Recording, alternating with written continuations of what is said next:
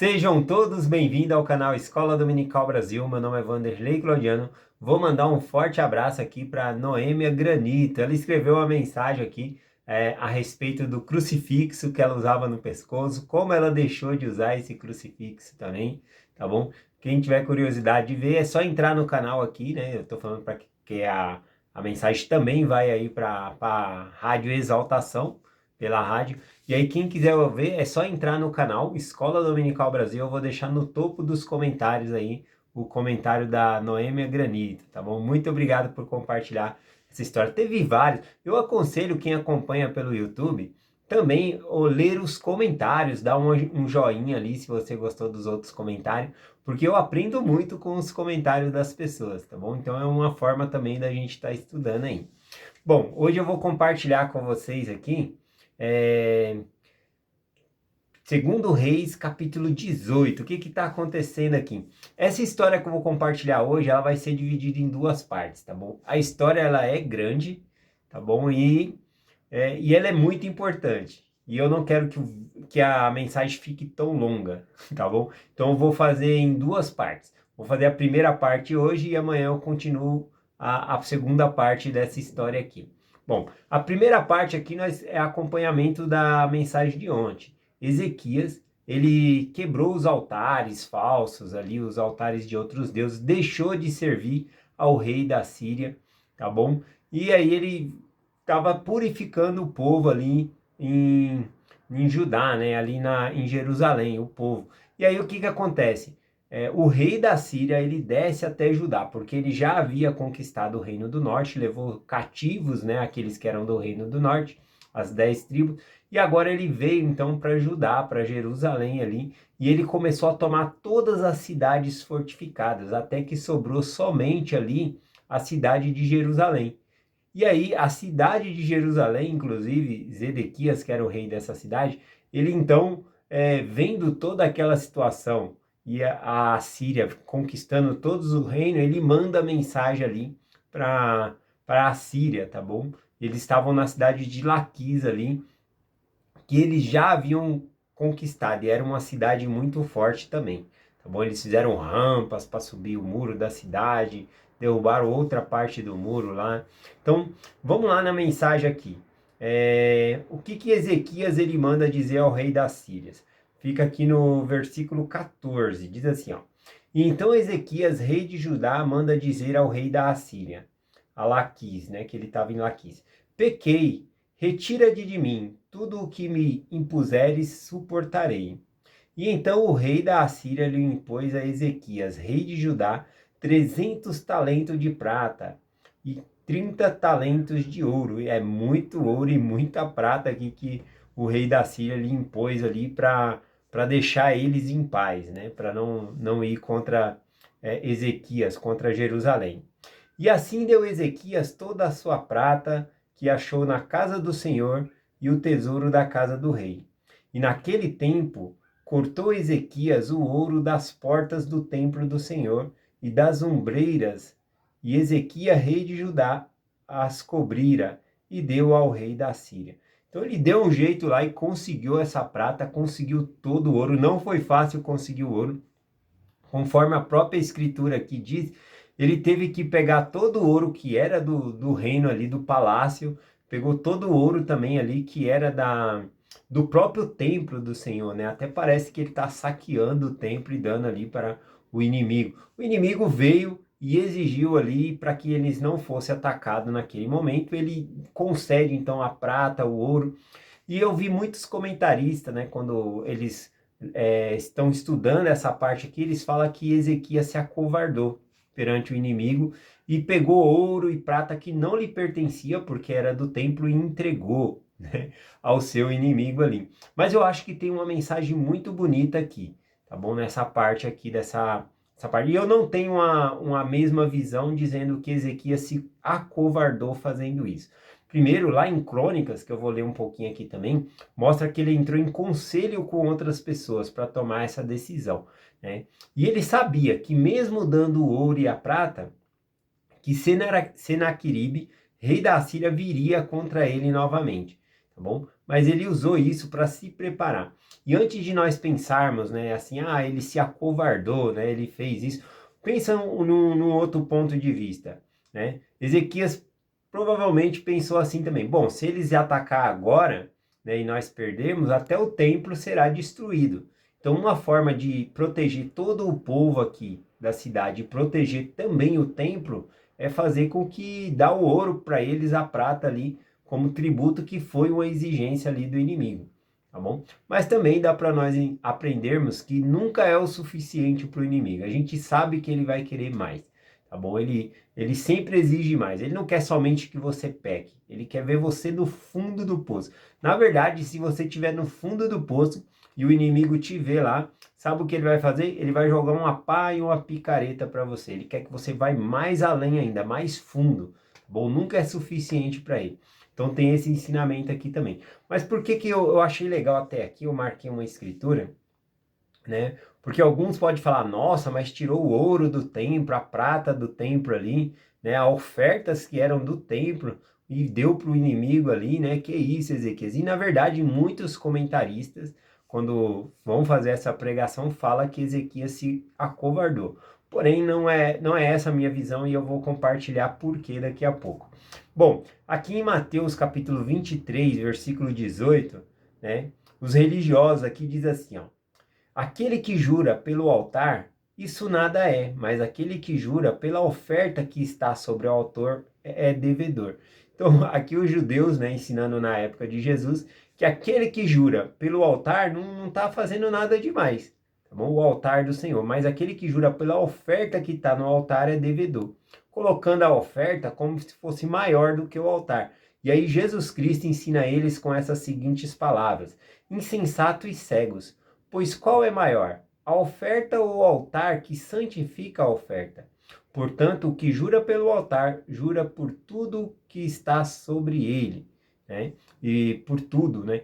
Ou seja, o templo ele é mais importante do que o ouro que tem dentro do templo, o serviço que nós realizamos dentro do templo é mais importante do que a mobília que tem dentro do templo, do que os lustres, do que tudo mais. Tá bom? Então é o templo, na verdade, que santifica todas as coisas que lá dentro estão e as ordenanças fazem fazer ser válidas as ordenanças, tá bom? Então, eu acho que foi uma estratégia aqui que Ezequias usou em conselho, ele não se acovardou. Por que eu digo isso, tá bom? Agora eu vou ler aqui por que eu acho isso. Logo após ele entregar ali o ouro, a prata e a Síria, né, e eles levarem todo esse tesouro embora ali, a gente sabe que depois eles vão voltar. E essas são as palavras de Ezequias, e essas palavras aqui não me soa como de alguém covarde, né, que se acovardou e ficou com medo. Tá bom? As palavras já se encontram no outro livro que é Crônicas. Crônicas ela é uma repetição também do livro de Primeiro e Segundo Reis, mas com alguns detalhes a mais. Às vezes aqui em Primeiro e Segundo Reis tem detalhes a mais. Eu acho que por isso na designação do Vem Segue escolheu para nós estudarmos aqui Primeiro e Segundo Reis ao invés de Crônicas, né? Primeira e Segunda Crônicas, tá bom? Mas tem detalhes lá que são maiores e tem detalhes aqui que são maiores em Segundo Reis. Mas aqui, fazendo uma comparação na história, nos leva lá para a Crônica capítulo 32, a partir do versículo 5. Vê se isso são palavras de uma pessoa que está acovardado e com medo, né? Logo após dar o ouro, a prata ali, e ele ganha tempo com isso, né? Porque pelo menos um tempo ali, Senaqueribe vai deixar eles em paz ali. Ele diz assim, e ele se fortificou, é a partir do versículo 5 que eu estou lendo, 2ª Crônica, capítulo 32. E ele se fortificou, né, e construiu outro muro por fora, ou seja, Jerusalém já tinha um muro e ele construiu um outro muro por fora, fazendo ali então um cerco para proteger a água também que eles tinham, tá bom? De outras fontes que ele tinha ali. O que mais ele fez aqui? Ele fez armas e escudo em abundância. Também conta aqui que ele fechou os buracos de cisterna, de águas externas que tinha fora de Jerusalém também ali para que os inimigos não usassem. Então aqui já mostra que ele sabe que eles vão voltar e vão atacar, tá bom? Ele está se preparando aqui em abundância. Ele continua falando aqui, né? E falou-lhes ao coração dizendo, eu amei as palavras de Ezequiel ao povo, né? aos súditos, ao povo do reino ali, né? Todos da cidade de Jerusalém. Ele diz assim, né? E falou-lhes ao coração, dizendo: Sede fortes e corajosos, não temais, nem vos espanteis por causa do rei da Assíria, nem por causa de toda a multidão que está com ele, porque há maior conosco do que com ele. Olha só, né? Que eu amei essa parte aqui, porque o que está conosco é maior do que o que estão com ele. Não tema o grande exército da Síria, né?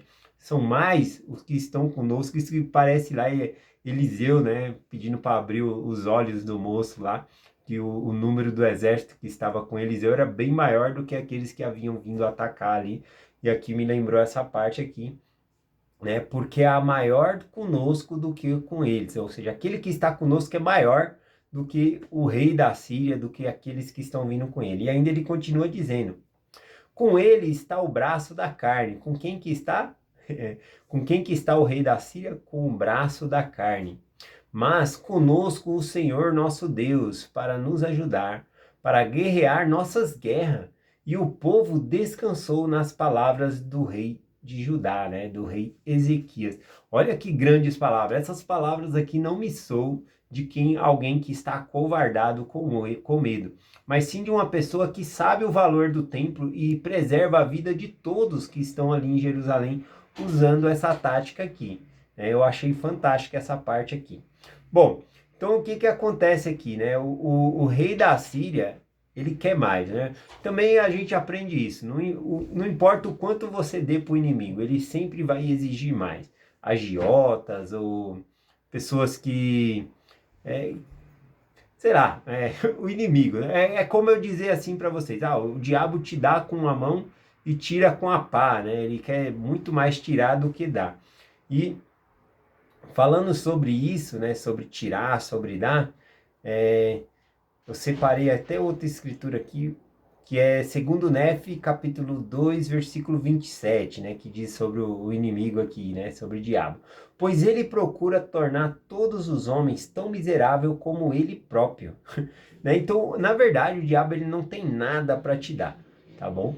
Tudo que ele promete não é dele, né? Quando ele prometeu lá para Jesus Cristo os reinos da terra, que era dele, olha, as próprias escrituras nos diz que essa terra será herança, né, dos mansos. Os mansos herdarão a terra. Isso, ou seja, essa terra vai se tornar no milênio e depois ela vai se tornar o reino celestial. Então, a terra vai ser herança daqueles que herdarem o reino celestial. Então, ele não tem parte nessa terra, ele não tem nada, ele quer apenas que a gente se torne tão miserável como ele é, tá bom? Ou seja, igual eu falei, ele quer, se você estiver no fundo do poço, ele joga lá uma picareta e uma pá para você cavar mais fundo ainda e pior, tá bom? Vamos lá aqui no texto aqui da mensagem, quando o rei da Síria ele vem pedindo mais coisas ali, né, depois de ter levado ali tantas toneladas de prata, 10 toneladas de prata, levou o ouro ali. Ezequias, para cumprir a exigência lá, ele raspou até o ouro da porta, né? Das portas, dos umbrais da porta ali do templo, para cumprir a exigência. E olha só, nunca é o suficiente. O diabo ele nunca quer que você só peque. Ele quer que você peque e cada vez cometa pecados mais graves, tá bom? Para que perdamos realmente a nossa alma. É isso que é o desejo dele, nos tornar tão miserável como ele é. Então vamos lá nas palavras, né, do rei da Síria, que ele manda aqui por meio do seu general aqui, Rabizaque, tá bom? E ele ficou lá em Laquis, o rei da Síria, e mandou o general ali para mandar a mensagem ali com eles e falar com eles ali nas muralhas de Jerusalém. Então eu vou ler aqui, segundo Reis capítulo 18, versículo 17 em diante, tá bom? Então vamos lá, ele diz assim: contudo o rei da Síria enviou Tardã, Hanazaris e Rabizaque, de Laquis, e um grande exército ao rei Ezequias e a Jerusalém. E subiram, e foram a Jerusalém, e subiram isto pararam ao pé de Ecudu, piscina do superior, que está junto ao campo do lavadeiro. Bom, então a gente já vê a maldade deles aqui, que eles vêm por onde tem as águas ali, né? O campo dos lavadeiros. É muito importante esse campo dos lavadeiros, ele funcionava até mesmo na época de Jesus Cristo. Quando o povo ia ao templo, eles passavam pelo campo do lavadeiro, porque funcionava ali como uma espécie de lavanderia, onde você ia e a sua roupa era lavada lá por algumas pessoas, né? Você pagava, né? Lógico, e aquela pessoa lavava a sua roupa ali, deixava a sua roupa limpinha, tá bom? Só que um detalhe, né? Na época de Jesus Cristo não tinha guarda-roupa igual nós temos hoje aqui, né? Eu abro o guarda-roupa, eu tenho várias camisas para ir para a igreja, para me trabalhar, né? Todos nós temos, né? Sapatos, as mulheres aí, quantos pares de sapato tem, né? Mas na época de Jesus Cristo, normalmente a pessoa tinha um par de roupa só. Tinha só aquela roupa ali que vestia. Quem era bem de vida tinha três ali, né? E outra coisa também, as cores da roupa. Quem tinha uma roupa, por exemplo, da cor vermelha, era muito caro tingir um tecido de vermelho. Então eram só pessoas nobres que se vestiam de vermelho ali. Quando fala túnica de várias cores também, tá bom? Então tem toda essa questão aí. E aqui, então, como que funcionava para eles irem ao templo? Eles passavam nesse campo do lavadeiro, aí colocava ali na cintura como se fosse uma toalha, enquanto a pessoa ia lavando. E só tinha aquela roupa, então tinha que esperar lavar para vestir, né? Eles lavavam lá, e aí torcia e secava no corpo, né? Calor danado já secava no corpo. E só estou compartilhando isso para ver quanto nós temos hoje a mais, né? De roupa, sapatos, né? Nós devemos ser gratos, né? Naquela época era muito difícil, ali a pessoa tinha só um par de roupa. Guarda-roupa, esquece guarda-roupa, tá bom? Então, o exército da Síria veio logo por esse lugar ali já para cortar a fonte de água deles. E aí então eles começam a falar ali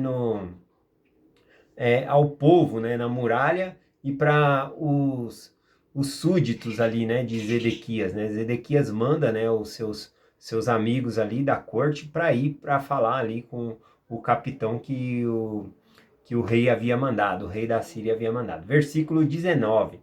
Eu vou ler aqui na íntegra esses versículos porque essas palavras, esse texto aqui, ele soa muito ameaçador. Olha as palavras do rei da Síria mandou dizer. Diz assim, ó. Rabsaque lhes disse: Ora, dize a Ezequias, assim diz o grande rei, o rei da Assíria, que confiança é essas que te estribas, né? Que confiança é essa que você está tendo para se desviar, né? De estar junto com a gente. É isso que ele está falando.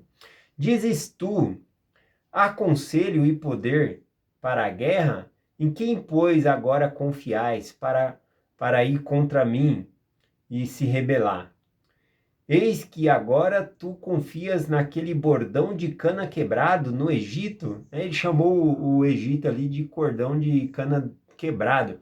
Bordão, né, é como se fosse um cajado ali, uma bengala, uma cana, né, para nós. E lembra da caldo de cana, quando moe ali, todo esbaiado? Se a pessoa for usar uma cana daquela ali como escora, como bengala, vai cair, né? Então, por isso que ele está falando que o Egito é como um bordão de cana quebrado, né? A pessoa confiar que iria cair. Inclusive, quem confiou no Egito tinha sido lá a casa de Israel. E também o rei da Síria conquistou a casa de Israel. Então, por isso ele está mandando esse recado aqui, né? Agora confias naquele bordão de cana quebrado no Egito, no qual se alguém se encostar e entrar na palma da mão, furará. E Faraó, rei do Egito, com todos aqueles que nele confiam. Então fala que além desse bordão quebrado, né, confiar nele seria como segurar num cajado que tem ponta, né, que vai furar a sua própria mão. Então é disso que ele está falando, para não confiar no Egito, né, para eles não fazerem aliança com o Egito. Se, porém, me disserdes, no Senhor Deus confiemos, porventura não é este aquele cujos olhos e cujas aberturas Ezequias removeu? E disse a Judá e a Jerusalém: perante este altar vos inclinareis em Jerusalém. Então ele está falando aqui que o próprio Ezequias tirou os altares que era de Jerusalém ali, né? Derrubou os altares, que não era para eles confiar nem no Egito e nem no próprio Deus, porque Deus não podia livrar eles. Então essas palavras são muito fortes. Ele continua dizendo: Ora, pois, dá agora penhor ao meu senhor, rei da Assíria, e dar-te-ei 2.000 cavalos, se tu puderes dar cavaleiro para eles. Olha só que palavra desafiadora. Ó, se você tiver 2.000 cavaleiros aí para montar nos meus cavalos aqui, a gente te dá 2.000 cavalos para você guerrear contra nós. Por que ele está falando isso? Porque o Egito, ele tem cavalos de guerra, né? Ele tem carros e cavalos de guerra ali, então é uma nação potente também. A Assíria é grande, né? Mas o Egito também é, e nesse momento a Assíria era a potência mundial aqui. E aí ele continua dizendo aqui: Agora, pois, subi porventura sem o Senhor contra este lugar para o destruir? O Senhor me disse: Sobre contra esta terra e destruía. Então ele está aqui usando o nome de Deus. Ele está falando que o próprio Deus mandou eles subirem ali e destruir aquela terra, né? E eles estavam querendo confiar em Deus, né? Então eles invertem todas as palavras aqui. E então disseram: Elaquins, filhos de Letim, Senabe, Joal e Halaz. Disseram a ele: Rogamos-te que fales a teu servo em aramaico, porque bem entendemos, e não nos fale em judaico, aos ouvidos do povo que está em cima do muro. Essa parte é bem importante, né? Que os servos ali da corte do rei ali, Ezequias, falou: Olha, por que vocês não falam para nós em aramaico? A gente entende aramaico, né? Não fale na nossa própria língua, porque o povo está ouvindo. Aqui ele vai falar que a língua é judaica, né? É um hebraico, na verdade. Eles estavam falando, acho que um hebraico que todo o povo podia ouvir. Então ele queria que ele falasse no aramaico ali para o povo da cidade não entender as palavras ali.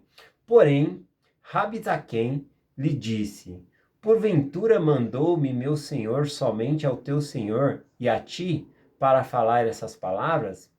Não, antes aos homens que estão sentados em cima do muro, para que juntamente convosco comam o seu excremento e bebam a sua urina.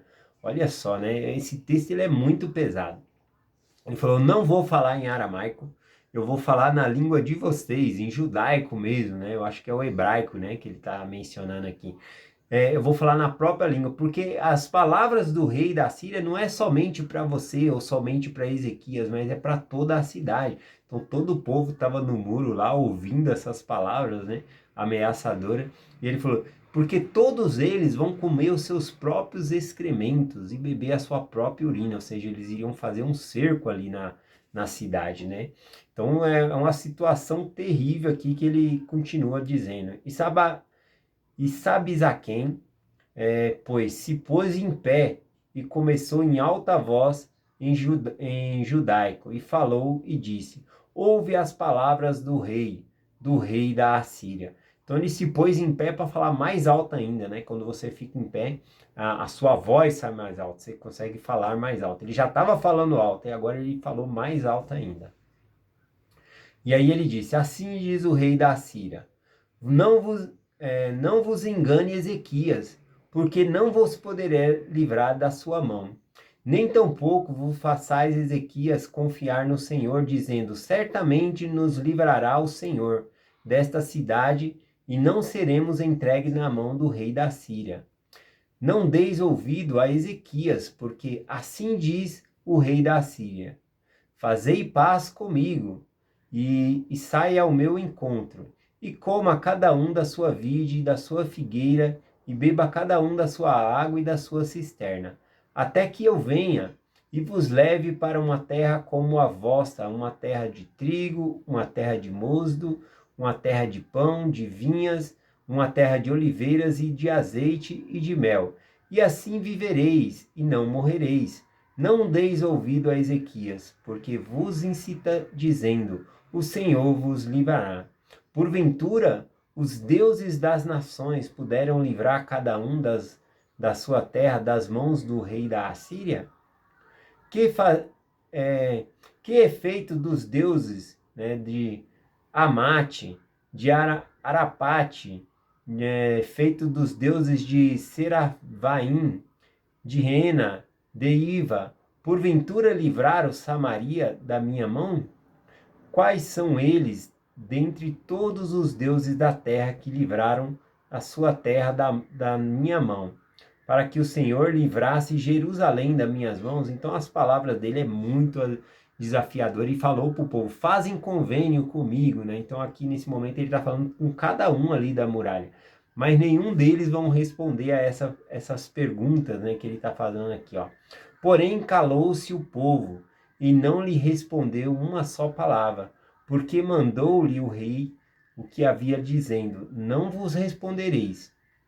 E aí nessa parte aqui, o povo foi obediente, o povo estava acreditando em Ezequias, estava acreditando que Deus poderia livrar ele sim do rei da Síria, e eles não responderam a perguntas do capitão-chefe ali, do rei da Síria, né? Então os três que estavam ali os 3 ou 4, né, da corte do rei foram levar a mensagem lá, rasgaram suas vestes, e olha só a atitude de Ezequias. Vou terminar a mensagem, que fica aqui no capítulo 19, versículo 1. E aconteceu que Ezequias, tendo ouvido, rasgou as suas vestes e, e, e, se, com, e se cobriu com panos de saco e entrou na casa do Senhor. Então a primeira coisa que Ezequias fez, ele rasgou as suas vestes, se colocou com panos de saco ali, que era um sinal de luto, de indignação do que estava acontecendo, e para onde ele foi? Para o templo, tá bom? Então, eu sabia que essa mensagem ia ficar grande, por isso eu vou complementar ela amanhã. Mas é muito importante a gente ver que Ezequias, ele buscou ao Senhor. A gente vai ver que ele busca o templo, ele busca Deus em oração e ele busca o profeta para saber como ele deve agir em cada movimento ali, o que ele deve fazer. Mas a gente vê aqui quais palavras duras, né, aquele inimigo veio falar ali contra Ezequias, contra o povo, fazendo eles não acreditar em Ezequias e querendo fazer eles não acreditar em Deus também, tá bom? Então, a mensagem que hoje que eu tenho para compartilhar é essa, que nós não devemos duvidar da palavra do Senhor, nem se temer o inimigo, porque o nosso Deus é mais poderoso, conforme Ezequias diz lá em Crônicas, capítulo 32, né? Deus é conosco, né? Deus está conosco, mas maior é o nosso Deus do que o rei da Síria ou o nosso inimigo. Eu gostei muito dessa parte e dá para ver que Ezequias ele não foi medroso, ele não foi covarde, mas sim ele incentivou todo o povo a adorar a Deus. Inclusive, desde o começo do reinado dele, ele quebrou os altares, fez tudo para que o povo adorasse a Deus, tá bom? Então, é essa mensagem que eu compartilho para que nós possamos ter confiança em Deus. Essa mensagem que eu estou compartilhando, ela tem muitas partes históricas, tá bom? Tem aqui no livro de Reis, tem no livro de Salmos, tem falando também o profeta Isaías falando sobre essa história, tem também a própria história, né, da Síria, que eu quero trazer amanhã para vocês e compartilhar, tá bom? O final da história aqui com vocês. Muito obrigado por vocês terem ouvido a mensagem até agora. Que nós possamos sempre buscar ao Senhor, ir ao templo, fazer oração e buscar os conselhos dos nossos líderes, os profetas. É essa a mensagem que eu compartilho com vocês hoje. Em nome de Jesus Cristo. Amém. Até amanhã.